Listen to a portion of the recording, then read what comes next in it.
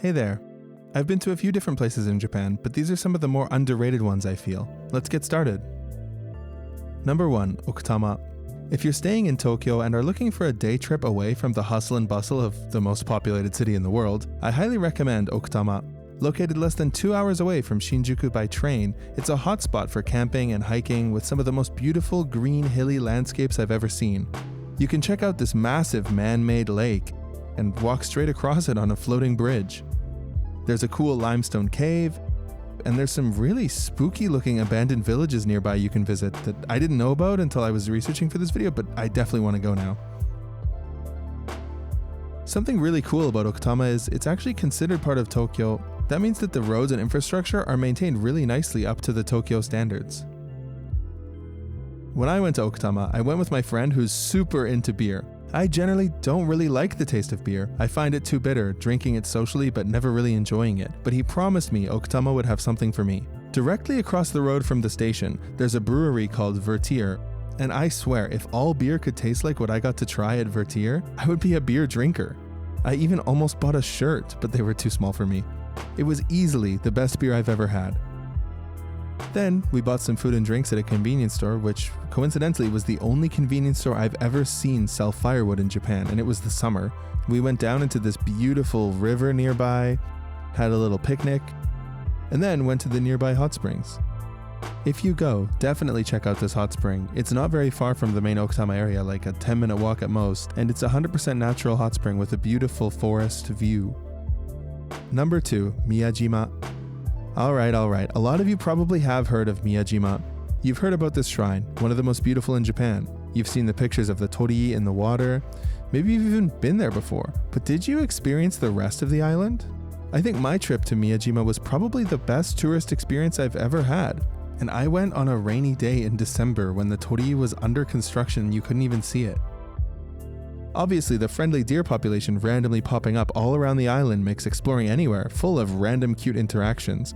As other people will mention, you should try their famous oysters and momiji manju. So those are the 4 things people will tell you about Miyajima: the shrine, the deer, the oysters, and momiji manju. But when I was there with a friend, after doing all of that stuff, we randomly started walking around the island. We got lost while climbing up a little mountain and saw some deer sheltering under some trees from the rain, and stumbled upon a massive temple. It was beautiful and had a whole bunch of different buildings with cool interiors. A picturesque Japanese pond with a whole bunch of beautiful fish in it. Our best memory from all of Miyajima was this little hole here. Basically, you walk through an extremely narrow, pitch-black tunnel using your hands to follow the walls, and by the end you are supposed to be purified and reborn. It could be a bit scary depending on the atmosphere and how you are with claustrophobic spaces, but I thought it was awesome. Alright, close your eyes if you don't want spoilers, but this person took a flash photo inside.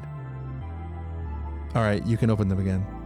Also, I guess at this temple it's a tradition to offer pineapples to the gods. We thought it was hilarious. It's difficult to find pictures of this online, I wish I took them myself, but in the hour we spent at this temple, I probably saw at least 100 cans of Dole pineapples stacked up as offerings.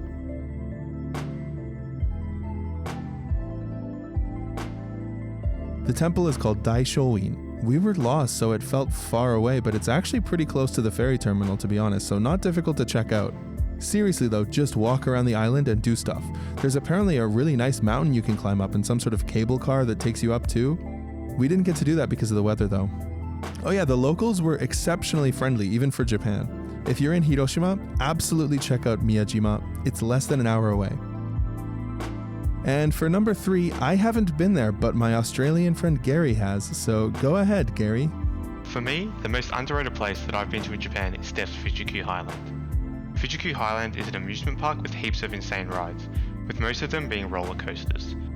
Top 3 rides for me there were Fujiyama roller coaster, which is absolutely huge, has like a 70-meter drop.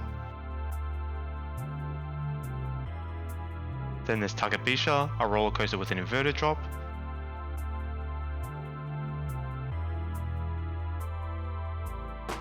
And lastly, Dortodonpa, a roller coaster which claims to have the fastest acceleration and biggest loop of all roller coasters.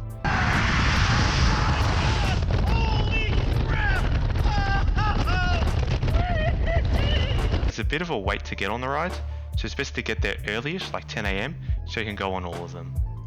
Best to treat it as a day trip since there really isn't too much to do in the area but visit Fuji-Q Highland itself. I guess you could take a train to Kawaguchiko Station and walk to Kawaguchi Lake after if you want something else to do. It has a pretty decent view of Mount Fuji from there as well. That's it. That's all for today. A bit of an out there video for my channel, but I thought, I could combine the personal story aspect of my channel where I generally tell stories about my time in Japan with some travel advice. So if you liked it, please let me know in the comments. Also, shout out to my Discord mod, Manny. We have a Discord. It's going really well. People say it's a great place to learn Japanese, and he's been doing a great job. So thanks, bro. And see you next time.